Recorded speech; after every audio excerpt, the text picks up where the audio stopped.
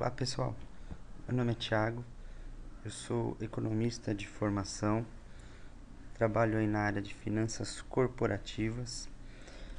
Hoje eu estou aqui para divulgar um vídeo a respeito de uma planilha que eu fiz.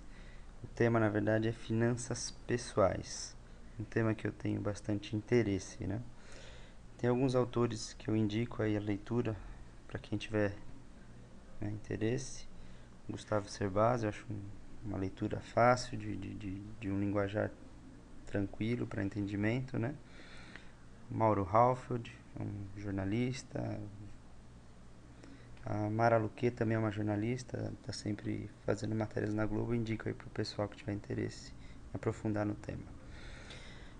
O intuito aqui do vídeo é orientar para utilizar uma planilha de orçamento pessoal familiar que eu vou disponibilizar. Antes de entrar na planilha, eu gostaria de fazer uma reflexão. Por que a gente deve elaborar um orçamento pessoal?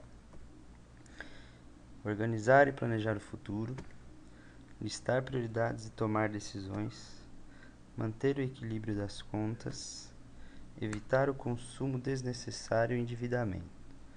Então, todos esses itens aqui é para a gente poder atingir as nossas metas e realizar nossos sonhos.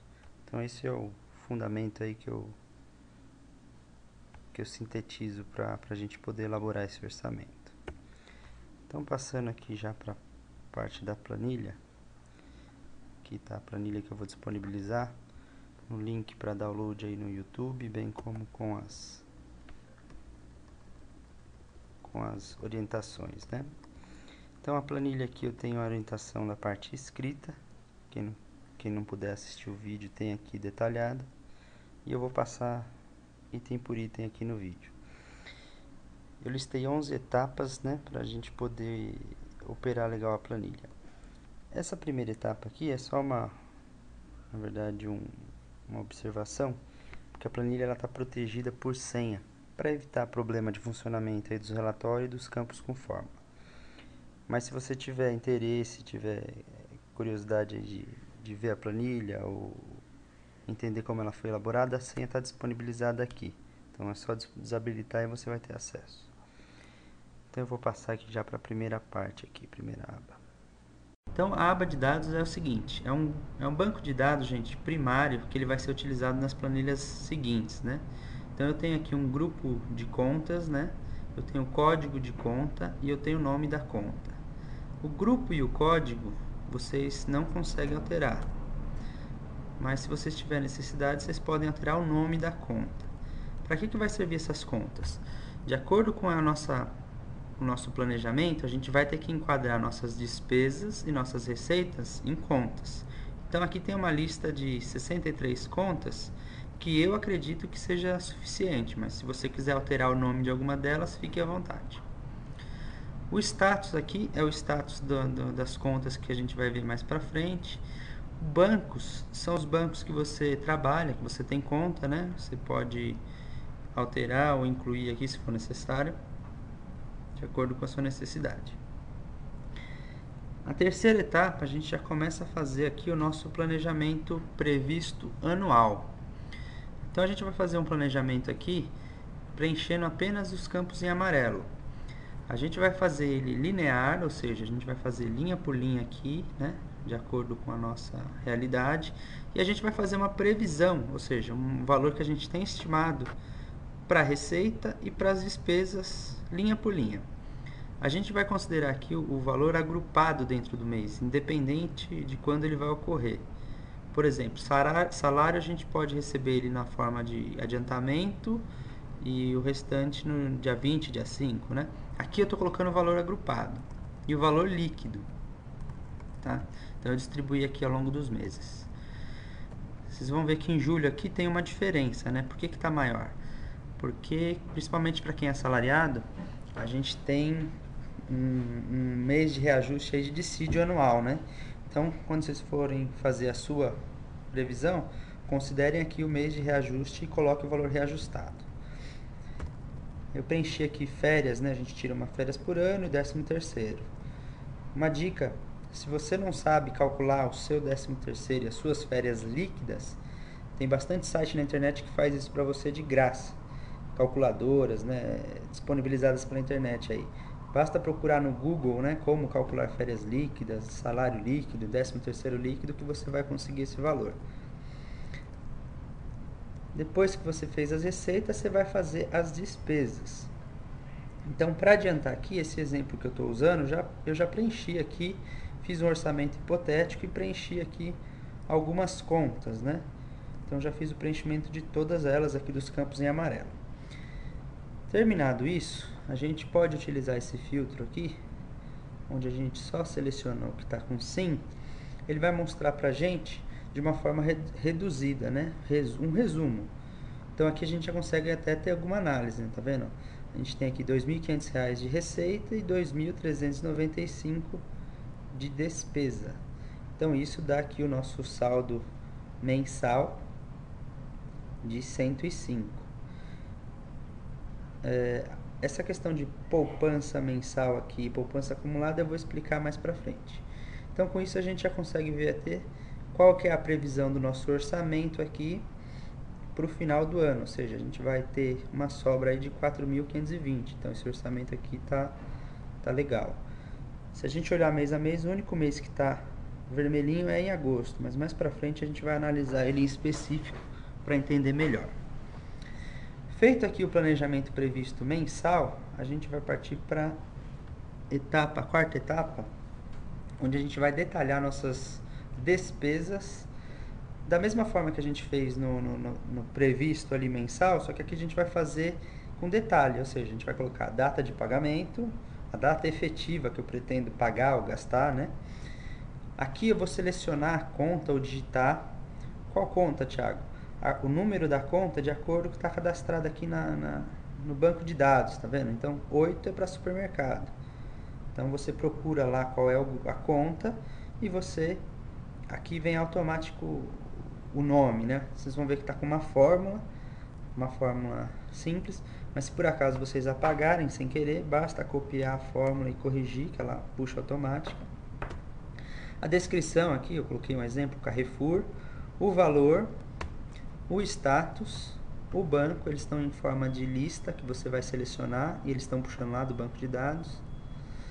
Observação, aqui é um campo livre, gente, você coloca a observação que você achar necessário. Por exemplo, pagamento através de cartão de crédito Visa, eu pus aqui, né, para mim controlar minha fatura do cartão.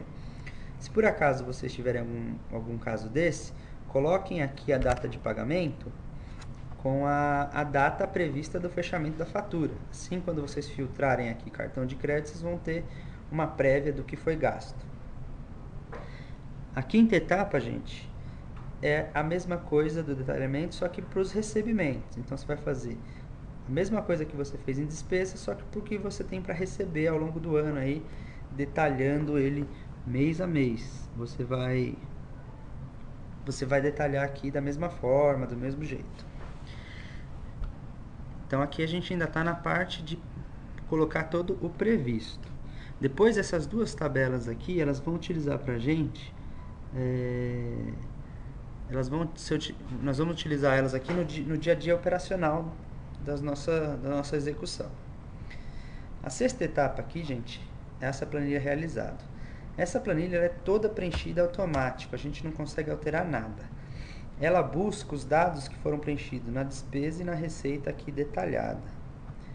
Nesse primeiro momento, como a gente acabou de fazer o planejamento e não executou nada, ela está exatamente igual à nossa planilha prevista, ok? Mas ao passo que a gente for atualizando o nosso dia a dia com as despesas executadas e as receitas executadas, isso aqui vai mudar. Então aqui serve de comparação para a gente olhar entre o previsto e o realizado. A sétima etapa, gente, na verdade aqui o fluxo de caixa, o realizado, previsto e o gráfico são demonstrativos visuais aqui para análise das nossas contas, né? O fluxo de caixa, gente, ele é muito importante. Para quem não é da área financeira, eu gostaria de fazer uma explicaçãozinha básica do que é o fluxo de caixa. Eu vou fazer uma analogia. O fluxo de caixa, gente, é para a gente o nosso conta corrente. Então imagina o extrato bancário lá da sua conta corrente. Ele traz para a gente a movimentação diária, então traz o saldo da sua conta corrente, né, no caso. Então ele fica ali com o saldo diário. A planilha de fluxo de caixa, ela tem uma importância muito grande se a gente relacionar ela com o nosso orçamento anual mensalizado. Imagine o seguinte, nós temos aqui a previsão de orçamento, né? Então tá aqui que vai ter uma sobra de 105 aqui no mês, no primeiro mês R$105, né? Então isso tá ok? Aparentemente está ok. Porém, a gente pode ter a seguinte situação. Digamos que o salário, que é o meu recebimento, eu só vou receber no último dia do mês, ou seja, eu vou receber dia 30, 31 de janeiro, né? Ok? E as minhas despesas, elas estão programadas ao longo do mês. Eu não tenho despesa que eu já tenho data certa, né? Eu não tenho como alterar, ok? Então, quando eu olho isso no meu orçamento, tá ok, né? Tá positivo. Só que se eu for olhar no meu fluxo de caixa, a gente vai ver que tem mês aqui que ficou negativo, né? Estourou. O que significa isso? Se a gente tem lá um limite de cheque especial no nosso querido banco, ele vai nos cobrar uma taxa altíssima de juros, uma das mais caras do mercado aí para a gente poder cobrir essa operação. Se você não tiver limite, significa que você não vai conseguir pagar suas contas aí em dia, né? Você não vai conseguir quitar seus compromissos. Então o fluxo de caixa é de extrema importância aqui para a gente fazer a gestão, se a gente vai ter capacidade de pagar ou não, se a gente vai pagar juros ou não, e fazer a devida adequação aqui. Nessa situação, o que seria uma ação aqui corretiva, né? Então eu procuraria ajustar a data das minhas despesas para casar aqui com o meu recebimento, né? Com o dia do recebimento do meu salário. Então eu posso ter a situação que isso é num mês atípico ou se for para todo mês. Se for para todo mês, gente, então eu tenho que de fato fazer uma adequação nas minhas contas, né? De que forma? Ajustando a data ou até mesmo fazendo uma conta aqui e levantar um dinheiro para poder cobrir esse saldo aqui negativo, né? Senão eu vou ter um grande problema. Então a gente tem que evitar aqui entrar no negativo e pagar juros para os bancos. Não vamos facilitar a vida para os bancos, né? Eles estão ganhando muito dinheiro fácil em cima da gente. No fluxo de caixa, como eu falei, tudo vem automático lá das planilhas anteriores. O único dado que você vai preencher manual é o campinho verde, que é o seu saldo inicial. Imagina o seguinte, que a gente acabou de fazer o planejamento para 2015. Então, eu preciso colocar aqui qual é o meu saldo atual em conta corrente do último dia anterior, no caso, dia 31 de dezembro. Então, vamos supor que fosse R$ 2.500 positivo. Então, eu coloco aqui. Ele vai trazer para mim o saldo dia a dia, tá vendo que ele já traz o saldo aqui. E com isso, eu vejo que o meu problema de fluxo de caixa negativo, ou seja, de estourar a minha conta, já foi sanado. Então, um problema a menos para mim. Então, eu vejo isso ao longo do ano, né? Se eu tiver algum dia negativo aqui, eu tenho um problema para mim corrigir. Eu tenho que fazer alguma ação. Ok? Então, nenhum dia aqui está negativo. Essa célula aqui de baixo, ele faz uma conferência só para a gente manter o foco no planejamento do ano. Ele pega o seu último dia aqui do ano, menos o saldo inicial lá de cima. Que ele bate exatamente com o nosso previsto aqui, neste momento. Como o realizado está igual ao previsto, ele fica exatamente igual. À medida que você for atualizando, óbvio que esse valor vai mudar e esse valor tem que estar conciliado com o seu realizado ali, sua última etapa. Bom, a próxima etapa, gente, é aqui uma análise do realizado versus previsto. Essa planilha é uma planilha interativa, então também está bloqueada com fórmula. O único campo que você vai selecionar aqui é a competência, é os meses que você quer analisar, né? E ela vai te dar uma informação aqui em forma de legenda que eu coloquei, se você está dentro ou não do seu orçamento previsto. Então aqui ela traz o realizado, que traz dessa planilhinha aqui, realizado. Aqui está o seu previsto, que traz da planilha previsto. E aqui ela vai fazer a análise, né? As diferenças, se você variou. Como aqui a gente não executou nada, está exatamente zero, então tá ok, está dentro do seu orçamento, você não executou nada. Vamos imaginar que aqui eu previ gastar R$300 para alimentação, mas que chegasse a execução eu vou gastar 351,54. Óbvio que eu não vou acertar a risca ali, né? Então aqui ele já vai dar para mim, ó, tá vendo? Eu previ 300, mas gastei 350. Então gastei 350 a mais, né, do que eu previ. O efeito é negativo porque eu estourei meu orçamento. Então a legenda já diz aqui para mim, ó, cuidado, né? Se forem receitas, você recebeu menos. Se forem despesa, você gastou mais que o previsto. E aqui você verifique se pode economizar ou aumentar a receita para que assim possa equilibrar seu orçamento. Se eu previ 300 e gastei 350, eu tenho que fazer um ajuste. Ou eu tenho que receber mais, fazer um bico, fazer um extra, etc. Ou eu tenho que gastar menos nos próximos meses para equilibrar meu orçamento do ano e ficar dentro do meu planejado.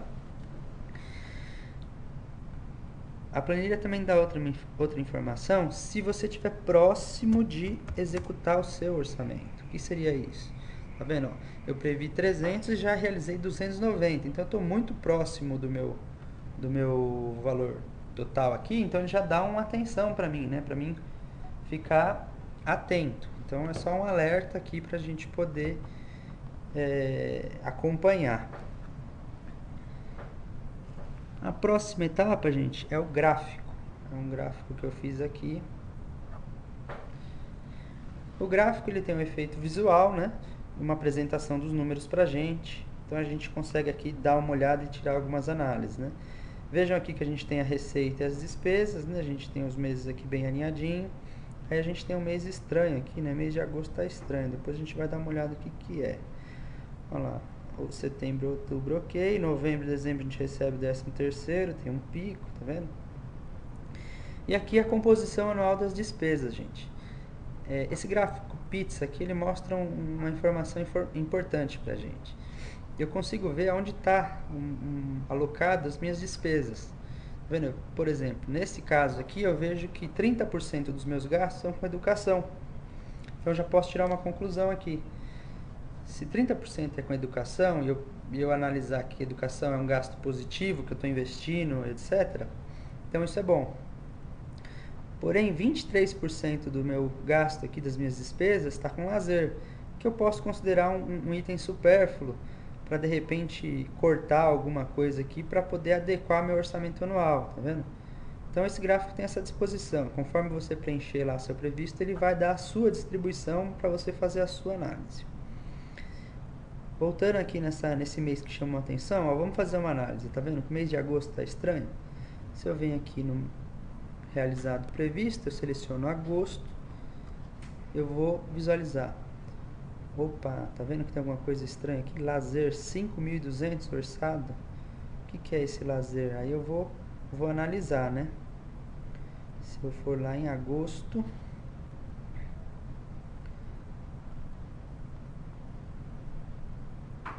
tá aqui, ó. Opa, viagens e hotel. Ah, lembrei, Thiago. Eu posso ver aqui também nessa forma resumida, tá vendo? Lembrei, Thiago. É que em agosto eu vou tirar férias. Eu vou planejar minhas férias, ó, tá aqui, eu vou receber férias. Eu quero fazer um intercâmbio. Eu vou fazer um intercâmbio, vou ficar um mês fora, vou gastar um pouco mais aí do que minhas férias, tá vendo? Vou gastar R$5.000. Vamos fazer uma análise. Então, eu posso fazer essa viagem tranquila? Eu tenho dinheiro suficiente? Vejam que aqui no mês fica estourado, né? O que eu recebi dentro do mês, menos o que eu gastei, estoura. Ou seja, eu gastei mais. Porém, como o meu orçamento ele vem positivo ao longo dos meses aqui, ó, eu tenho dinheiro suficiente, tá vendo?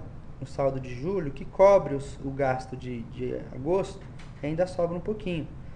Então eu consigo fazer essa viagem sem problema aqui no orçamento. Aí eu vou dar uma olhada também aqui no fluxo de caixa. Vamos ver se lá em agosto eu tenho algum problema.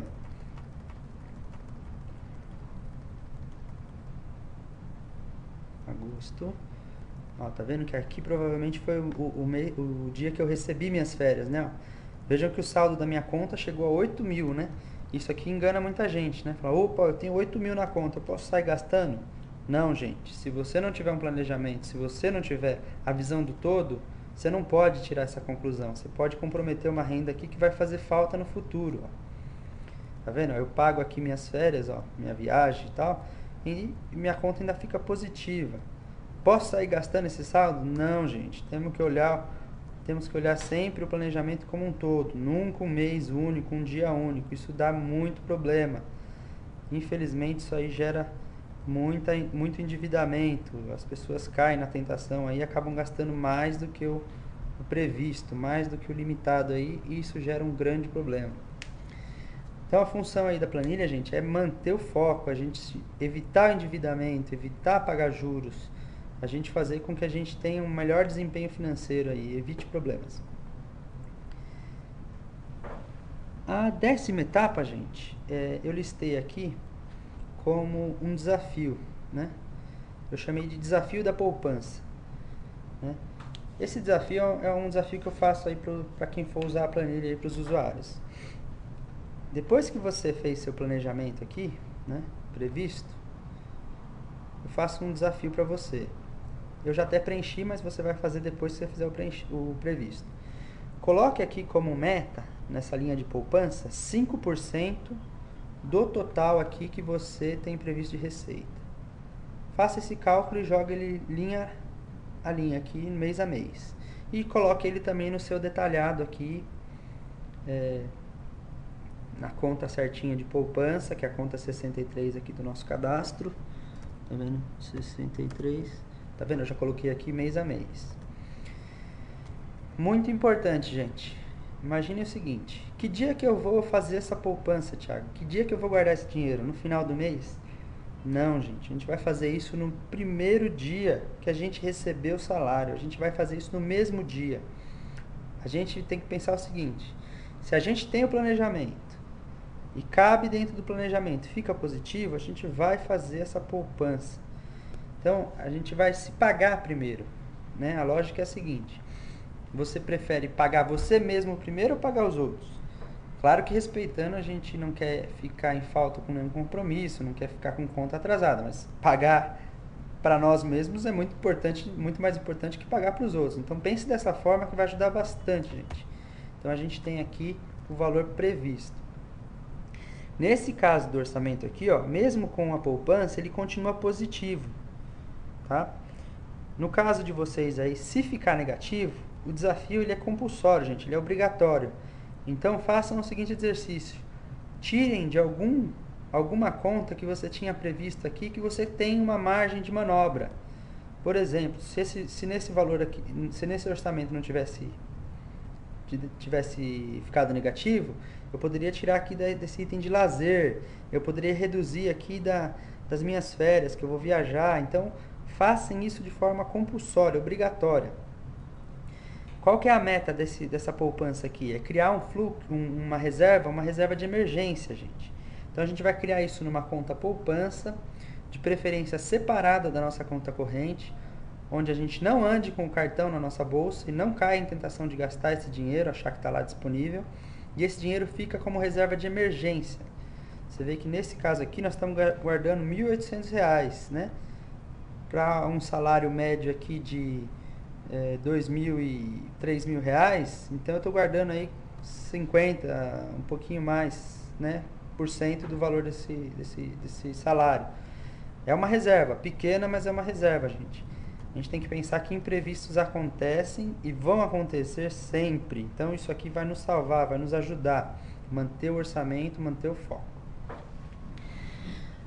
A 11ª etapa, gente, que eu listei lá, se refere a essa planilhinha aqui que eu chamei de metas e sonhos. Qual que é a finalidade dela? A gente já fez nosso orçamento, fez nosso fluxo de caixa, encaixamos todas as contas ali para ficar tudo bonitinho. Agora a gente vai traçar metas. E o ideal de metas é a gente escrever, porque a gente fica com aquilo fixado, né, para a gente perseguir. Então, aqui escrevam suas metas pessoais, suas metas familiares. E da forma, né? O que, qual a sua meta, qual o seu sonho, quando, como. Vou dar um exemplo aqui, digamos que nesse caso aqui, ó, eu vou guardar 4.520. Então minha meta, meu sonho aqui é guardar R$4.520. Quando? No ano de 2015.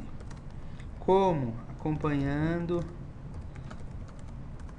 mensalmente meu orçamento. Então é um exemplo, gente. Então pode ser aqui comprar meu carro, trocar meu carro, comprar minha moto, fazer uma viagem. Escrevam aqui, porque fica fixado, gente. Isso aqui a gente vai fazer revisões ao longo do ano, mas fica fixado como uma meta. Outra coisa importante aqui, legal. Compartilhem essa informação, gente.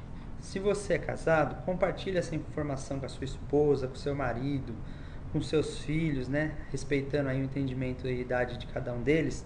Compartilhe esse orçamento familiar. Isso vai ajudar bastante a gente manter o foco para poder atingir o objetivo, né, gente? Isso é muito importante. Se você é solteiro, compartilhe de repente com um irmão, com um amigo que você tenha de confiança, né? Tem que tomar cuidado hoje em dia. E vamos fazer isso melhorar nosso desempenho financeiro.